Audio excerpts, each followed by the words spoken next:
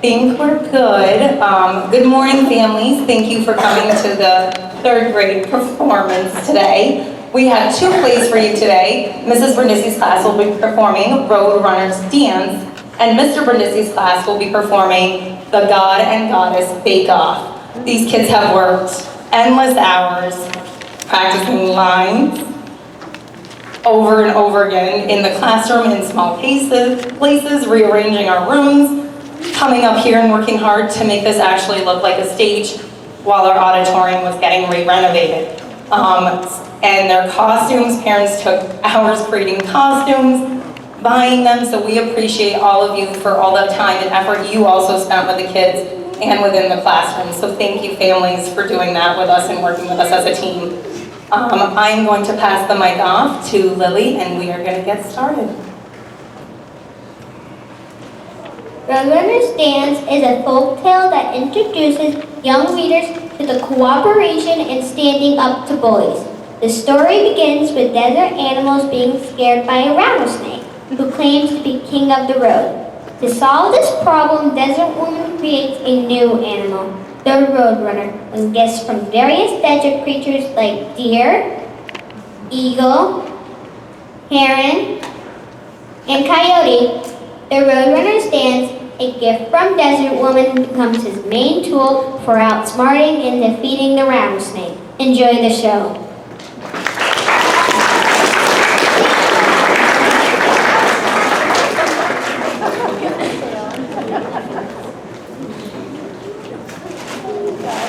One day, several villagers were walking home from their cornfield near their village when snakes slithered out of his hole.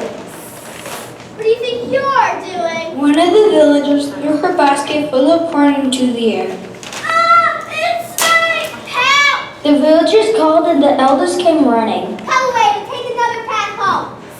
I'm king of the road, and no one leaves the road without my permission. The villagers took a longer path home. Snake returned to his hole by the side of the road. Scene 2, the village.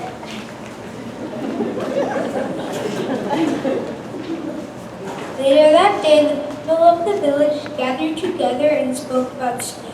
We are afraid of being bitten by a snake. He acts like he owns the road. He does act like the road belongs to him. We should be able to share the road without fear. Something should be done. We should speak to Desert One. She will know what to do. So the following morning, Desert Woman traveled on a summer cloud to meet the villagers. She had created all dairy animals, so surely she could help. Please do something about snakes. He makes visiting our neighbors and going to a field impossible. And he frightens the children. Desert Woman thought for a long time. She did not like to interfere with the lives of people or animals. But she knew something had to be done. I have a solution. Scene 3, snakes go.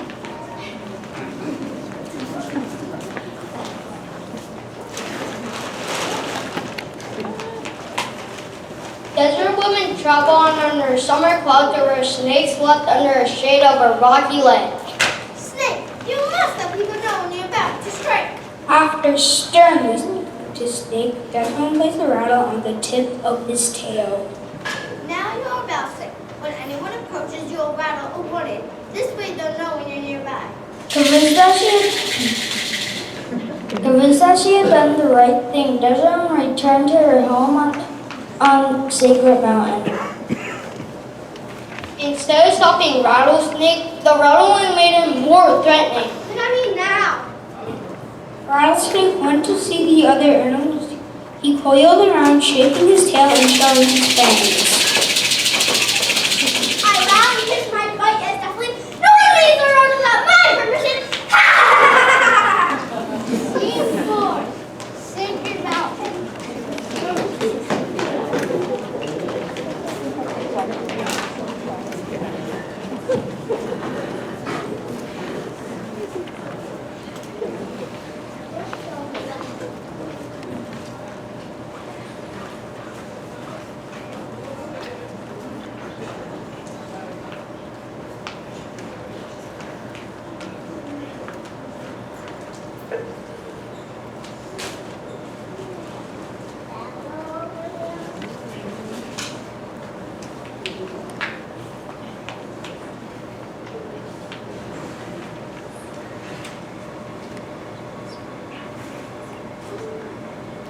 All the animals went to Desert to complain, greeting her with respect.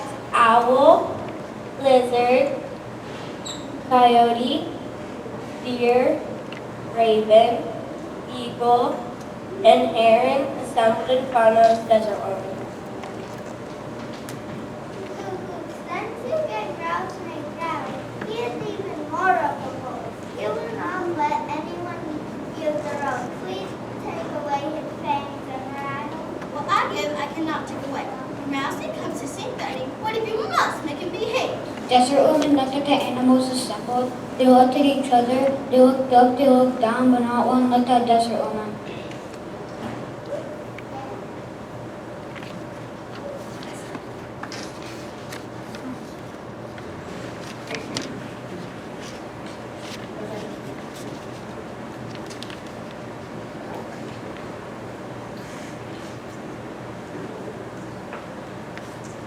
I'm too timid to stand up to Rattlesnake. He would gobble me up. We're all afraid of him. Desert Woman thought for a while and smiled and shared an idea. Perhaps we need a new animal. Something that'll make Rattlesnake behave. Yep. If you help me together, we can make a guardian of the road. Owl from the body, and each of you will bring a gift for a new friend. Desert Woman gathered clay from Sacred Mountain and wet it with water from a desert spring. Work quickly, but take care and hold the body. He needs slender legs strong fast. Here, use these bridges to move this paper. Desert Woman took the branches from deer and pushed the sticks into the clay. And a long tail to balance himself, like mine. Raven took 2 long black feathers from his tail. Yeah. He must be strong. Eagle plucked white feathers from his wings and handed them to Desert Woman. Need a long beak to make a rattlesnake. Here, take this. Heron offered a long thin reed from the marsh. We need sunlight. As Desert Woman added each new gift to the clay body, a strange new bird took shape. Desert Woman, what's your gift? I'll give him the gift to dance. He'll be agile and fast. I'll call him Roadrunner. Roadrunner opened his eyes, blinked, and looked around. What a strange bird! Roadrunner took his first steps. He toddled forward, then backward, then forward again, and fell flat on his face. Disappointed, the animals made their way home. There's no way Roadrunner could ever stand up to Rattlesnake. Desert Woman helped Roadrunner stand. You'll dance around Rattlesnake and peck at his tail. He must know that he is not king of the road. Me? Can I really do it? Yes, you just need practice. Roadrunner tried again to use his legs. He went forward, then bumped into a tall cactus. Just have to keep practice. Roadrunner tried again and leaped over a sleeping toad. Then he tried jumping over a desert tortoise but landed on her back and crashed straight into the ground. I'll never get it right. Yes, you will. You just need practice some more. So Roadrunner practiced. He ran back and forth, learning to use his skinny legs, learning to balance with his tail feathers.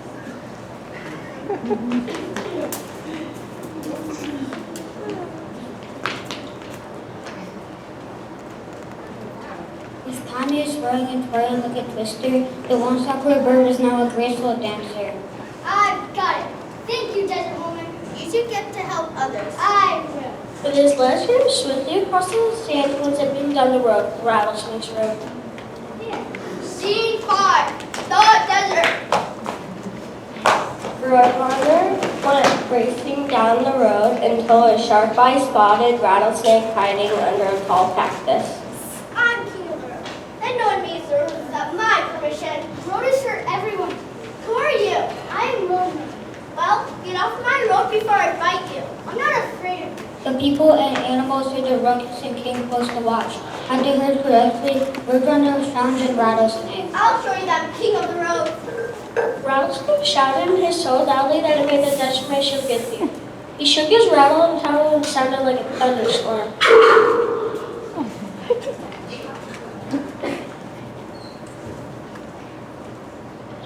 Roadrunner danced gracefully out of reach.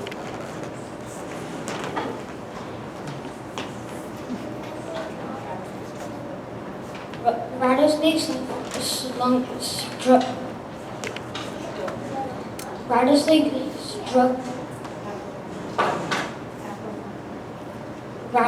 struck at Roadrunner several times, but Roadrunner danced gracefully out of reach. Hold still!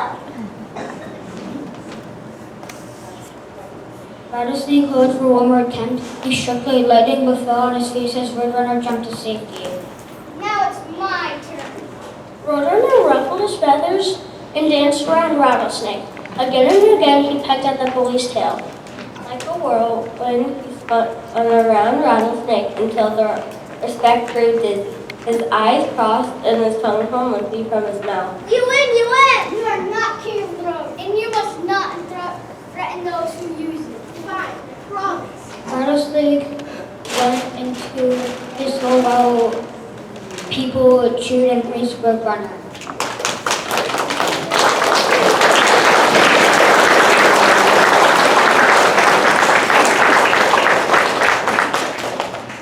To live in peace without fear. And the children will no longer be fighting. Thank you, Roadrunner. All the animals gathered around and Owl spoke to Roadrunner. Thank you for teaching Rattlesnake a lesson. Now you are king of the road. No, now there's no king of the road. Everyone is free to come as they please. And the legs of Rattlesnake better watch out, because I'll make sure the road stays safe. Until next time.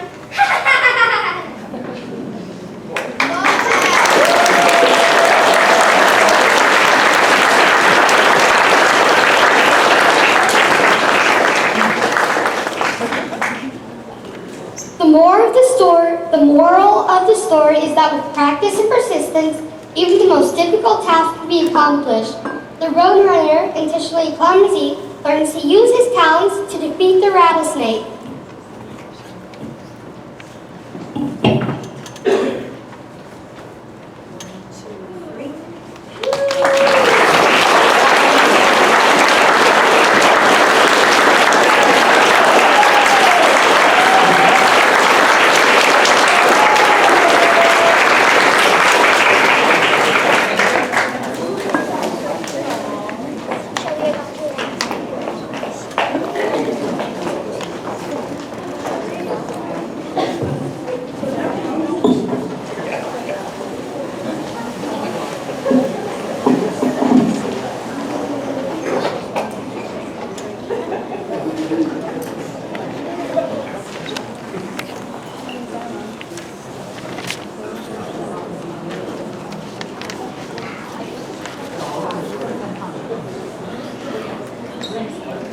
Greek mythology is very important to the people of ancient Greece. The stories of the Greek gods, like Zeus, Athena, and Poseidon, help explain natural events like storms or earthquakes. These myths were more than just tales. They helped the ancient Greeks explain things they otherwise didn't understand. According to Greek beliefs, the gods could be seen as powerful, intelligent, and beautiful. They could also be seen as cruel, jealous, and even a bit insane. The ancient Greeks used the gods to teach important lessons about bravery, love, and justice, making them a big part of everyday life in ancient Greece. Scene 1.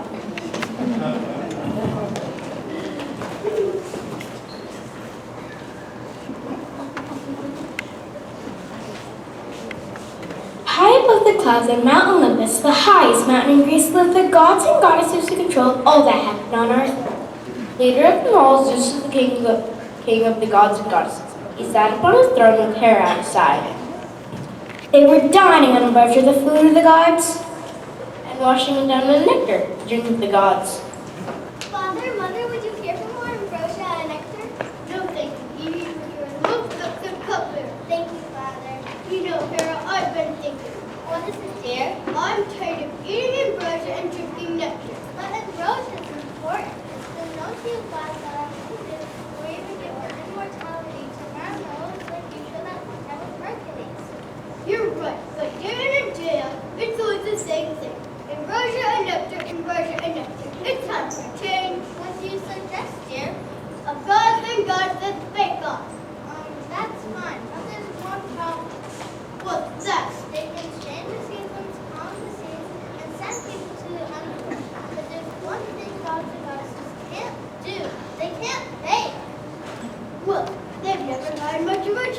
Well, let's give it a try.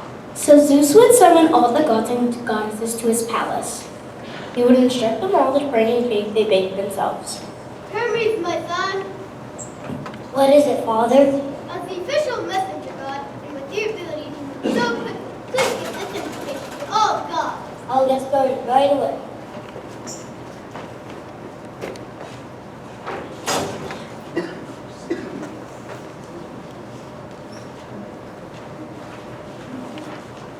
Scene 2.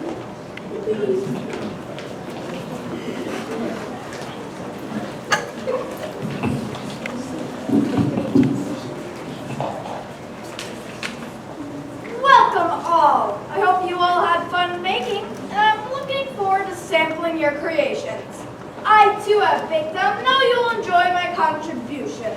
Let's start with mine, of course. Wheel it out, servants!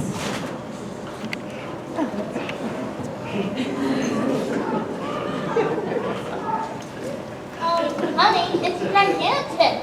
Well, of course. What else would you expect from the king of the gods? Well, let's have some. Have some? Oh no, you must not, cut it. It'll be ruined. Well, we've got to eat something. Since I'm the goddess of marriage, I will not beg. The other great gods began presenting their cakes. Poseidon, what have you brought? Here's my creation, mother. Looks good. Now for a taste. Just cuts a piece and takes a bite. Ah! Too watery, salty. Of course, one something. We got to see. That's true. Thank you anyway. I'll give my cake to Sarah who baked me awesome foods by appreciate my cake. Hades entered the room next. Next, my brother Hades. What have you brought? Here, it's pretty great. Black and crispy. Interesting for a cake. Let me taste. Zeus takes a bite of the overcooked cake. Look! Does it burn? What do you expect from the god of the underworld? If you don't like it, I'll bring it home to a certain dog, Cerberus. He'll eat anything. Quick, teach my daughter, use the cupbearer to the gods. Bring your father a drink. Nectar! You have bad nectar, Father. Here's some lemonade. It's like nectar with lemons added to it. Lemonade? Interesting. Sweet. Tart. Delicious. Now, I only had some good cake. Let's try another. Sample mine, brother, is filled with healthy grains and ripe fruits. Demeter is the Olympic god of harvest, agriculture, grains, and earth's bounty. Yuck! It's too good for me. I don't like my cakes to be so healthy. All the warriors and great when you appreciate such a bountiful cake. Come on, Demeter. I have a nice fire going in the fireplace. You can relax there. I can always count you as yeah, you truly are the god of hearth and home.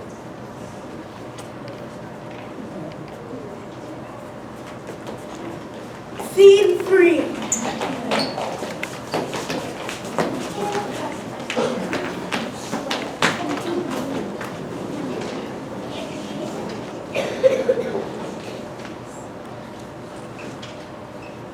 Apollo, my son, this party needs to be livened up. Show us by this god music, plant the tune. Of course, Father. I just wrote a brand new song and it's fire.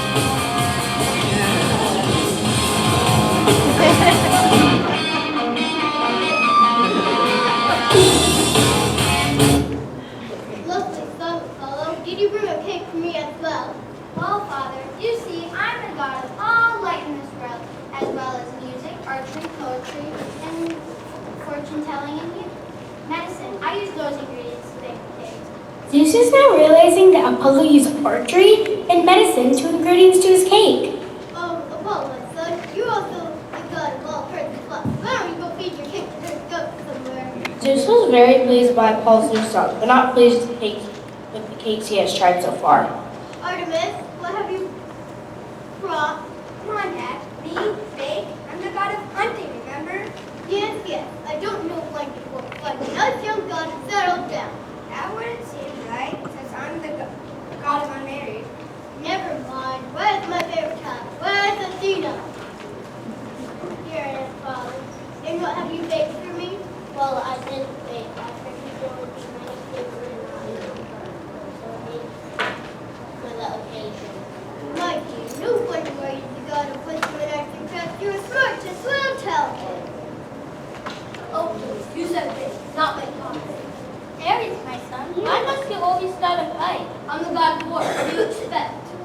got very angry. He threw his cake and stormed away from my office.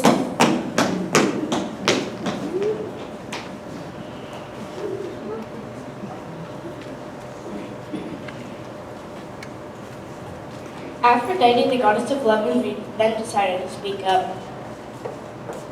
Why must we fight? Love is all we need. That's why I married you after dying. I still love you. He's my cake father.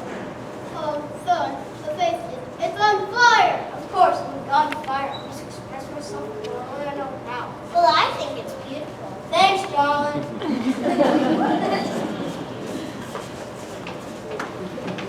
Hi, Pop. Sorry I'm late. I just flew in. Lots of messages to deliver, you know. Gotta go now and watch over the shepherds, merchants, travelers, and yes, even thieves. Wonder if the mighty God of so many things. As you learned earlier, Hermes is the messenger god, who moves quickly and freely throughout the world, but he is known as a trickster. Do you want to leave me a cake as well before you go? Of course, I almost forgot. Get up. Just was so hungry at this point, he didn't even expect the cake well. He just took a bite. Yeah. Zeus quickly spit out the cake. Sorry, Dad. I didn't know. Hermes looked on with a devious smile. Well, after this gods and make up, I guess there's only one thing left to say. What's that, dear?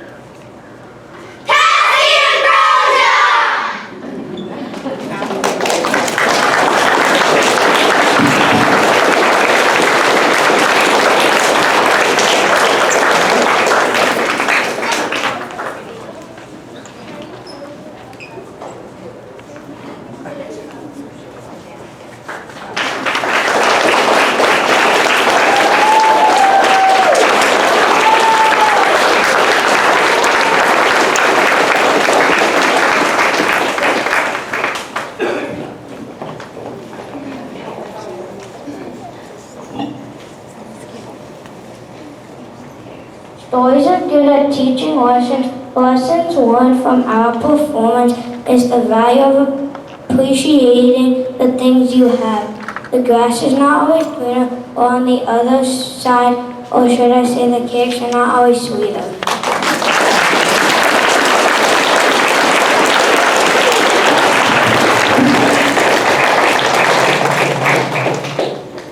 Can we hear it one more time for this wonderful family?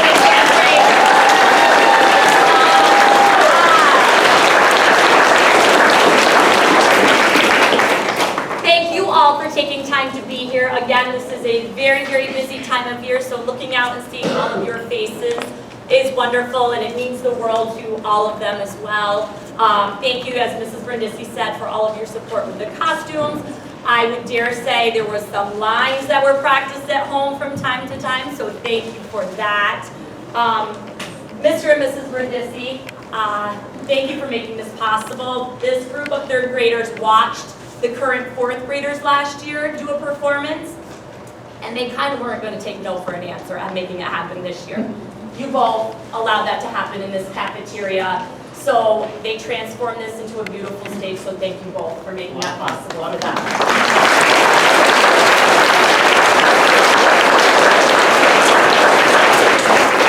Again, Mrs. LaFan that helped with the sets. She does beautiful work. You see it when your children bring it home. Mr. Lucas Lauren has worked around all of our sets because this is also a cafeteria that's been fully functioning through this whole process. So he's been fantastic. He'll be happy when the auditorium is fully open again, I'm sure. And Mr. Calvin Castine is joining us yet again for one of our events. Dave Lauren, where are you? Hey, can you do one more back and forth for us? One more. And I hope you have a place to wear this costume again. Go ahead.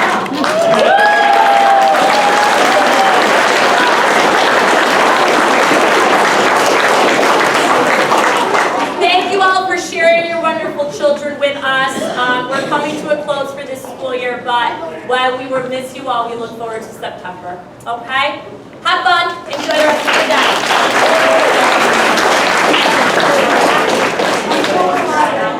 If anyone is taking their child, can you just be sure to sign out with Mr. or Mrs. Brindisi? And that's it. Take care. Thank you for coming to the show.